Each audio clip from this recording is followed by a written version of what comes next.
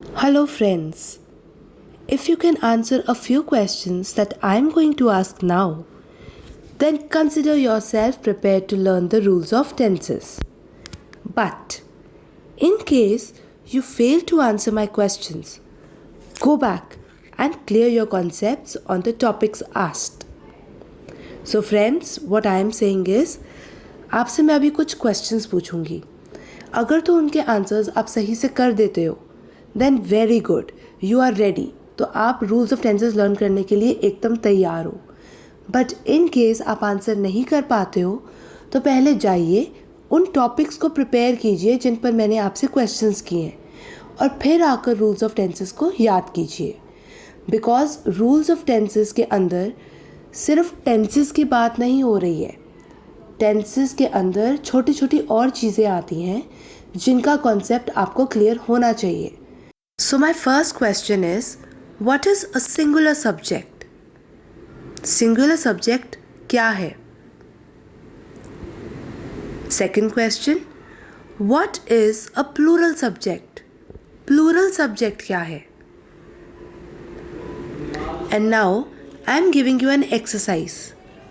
Solve it. There is a question, solve it, and then check your answers. Question is, pick out the singular and plural subjects and place them under the respective headings.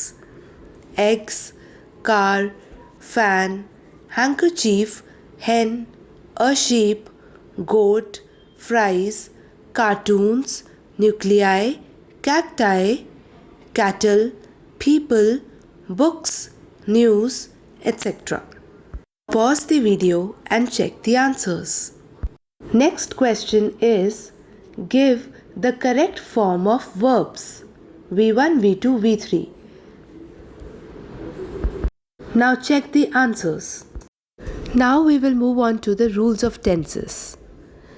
In this video we will discuss only the present tense and its rules. So now, as we have seen, that subject is of two types, singular and plural. So there will be a different rule for singular subject and a different rule for plural subject. Now tell me, Ram is a good boy. What is Ram? A singular subject or plural subject? A singular subject, because we are talking of one person. अकेले राम की बात हो रही है. That is why he is a singular subject. Now again I say, he studies in केंद्रीय विद्यालय Noida sector 24. अब he जो है सिंगुलर सब्जेक्ट है कि प्लूरल सब्जेक्ट है? Singular subject, because one boy की बात हो रही है. Similarly she is working really hard. She singular subject है कि प्लूरल? सिंगुलर, बिकॉज शी जो है वो वन पर्सन है. Now if I say I am a teacher, I, is it a singular subject or plural subject? I के अंदर मैं आपको कितने दिखाई दे रही हूँ? 1 की 2 या ज़्यादा? Obviously 1. So I am a singular subject. If I talk of you, Shaheen, you are really very talented, Shaheen. So now here you, Shaheen, कितने persons हैं? 1.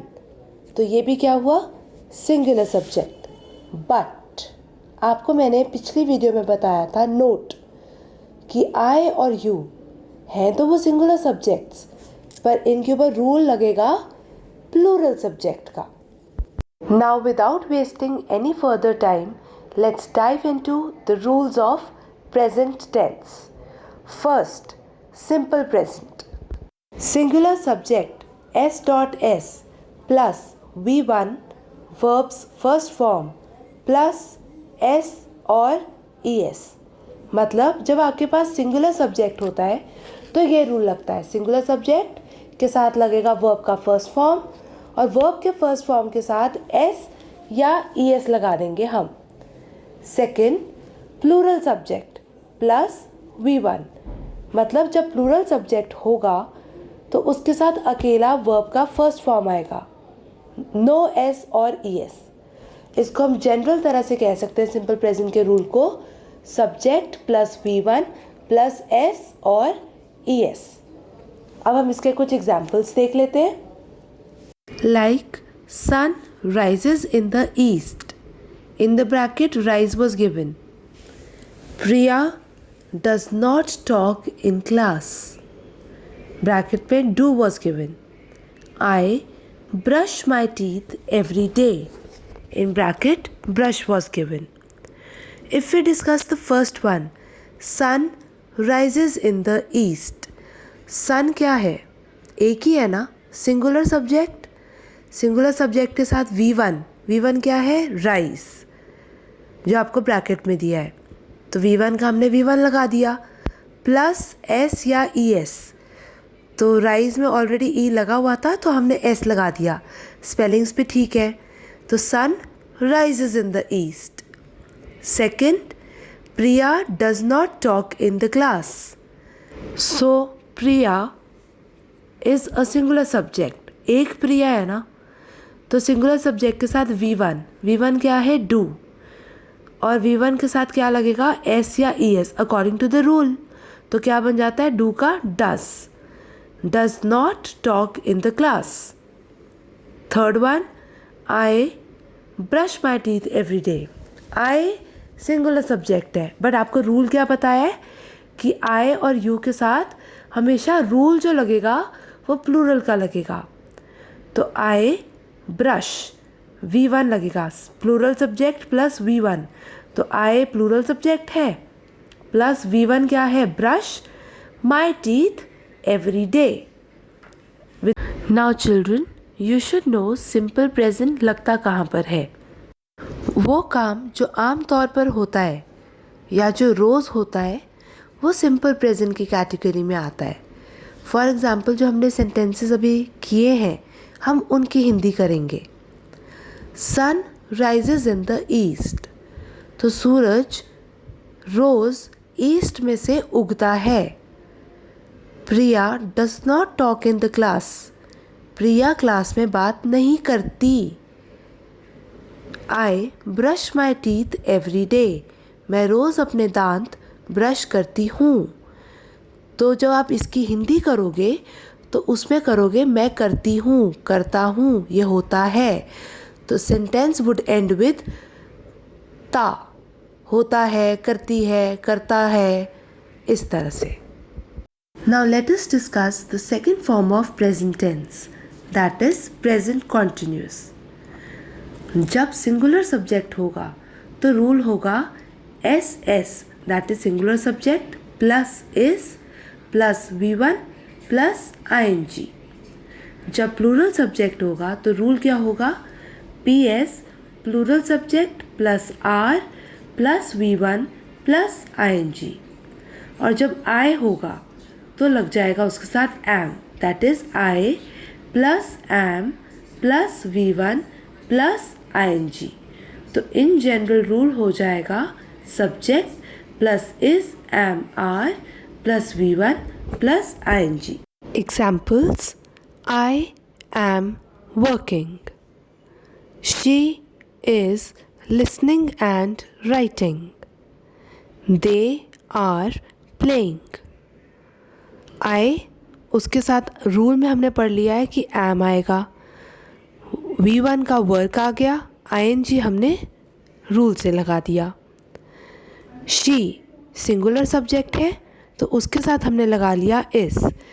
लिसन V1 हो गया, राइट V1 हो गया, दोनों के साथ प्लस ING लगाया तो लिसनिंग एंड राइटिंग। तो शी सिंगुलर के साथ is, V1 listen, V1 write plus ING listening and writing. Now the sentence is they are playing. They plural subject है, उसके साथ क्या आएगा? आर प्लस V1 क्या है? Play plus ING। तो क्या बन गया? They are playing. Now what do you mean by present continuous? ये लगता कहाँ पर है? जहाँ पर स्पेसिफिकली आपको कहना हो मैं ये काम कर रही हूँ, ये काम हो रहा है। जो सेंटेंसेस रहा है, रही हूँ, हो रहा है, इस तरह से एंड होंगे वो प्रेजेंट कॉन्टिन्यूस है, मतलब वो काम अभी चल रहा है। You can see that work being going on. जैसे आई एम वर्किंग, तो I am working, I am recording a lecture. She is listening and writing. तो मेरे सामने जो लड़की है मैं उसकी बात कर रही हूँ शी, वो इस समय मेरी आवाज़ को सुन भी रही है and she is writing also, वो कुछ लिख भी रही है। They are playing.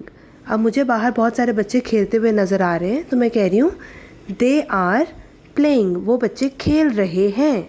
तो जो सेंटेंसेस रहा है, रहे हैं, रही है में एंड होते हैं वो होते हैं present continuous. Now we come on to the third rule of present, that is present perfect. Present perfect का क्या रूल है? जब सिंगुलर सब्जेक्ट होगा तो S S plus has plus V3, याद रखिए V3, अब V1 नहीं है। जब प्लूरल सब्जेक्ट होगा तो PS plural subject plus have plus V3, बहुत ध्यान से, V3 वर्ब की थर्ड फॉर्म। और इन जनरल इसे हम क्या कह देंगे? सब्जेक्ट प्लस हैज़ और हैव प्लस V3। सब्जेक्ट अब कोई भी हो सकता है, सिंगुलर सब्जेक्ट और plural subject. Examples: she has arrived, they have started writing the exam, you have completed your homework। you है तो ये सिंगुलर पर रूल लगेगा इस पर प्लूरल का, that is why you plus have plus completed V3, complete का V3 क्या है? completed। you have completed your homework। where is present perfect used? present perfect का मतलब है ये काम ख़त्म हुआ है अभी प्रेजेंट में। For example she has arrived, वो आ गई है। They have started writing the exam, उन्होंने एग्ज़ाम लिखना शुरू कर दिया है। You have completed your homework, तुमने अपना काम ख़त्म कर लिया है। सो प्रेजेंट परफेक्ट का मतलब है ये काम बस अभी अभी प्रेजेंट में ख़त्म हुआ है, अभी अभी ख़त्म हुआ है। Now comes the last form of present tense, that is present perfect continuous. Rules of this tense are singular subject SS plus has plus been plus V1 plus ing. Plural subject PS plus have plus been plus V1 plus ing. In general हम क्या कहेंगे? Subject plus has और have plus been plus V1 plus ing. Examples: she has been working on the video since last night। she singular subject है तो उसके साथ क्या आ जाएगा? has plus been plus V1 plus ing। she has been working on the video since last night। they have been complaining। they plural subject है, उसके साथ क्या आएगा? have plus been plus V1 complain plus ing, complaining, they have been complaining that they do not know tenses। I plural subject की तरह act करेगा, rule लगेगा plural subject का, तो I के साथ क्या लगेगा? have plus been plus V1 work plus ing, क्या बन गया? working। I have been busy working। With this we come to the end of the rules of present tense। Once again, I am writing the rules of present tense. Write it in your notebooks in a serial order and solve the given exercise of each tense.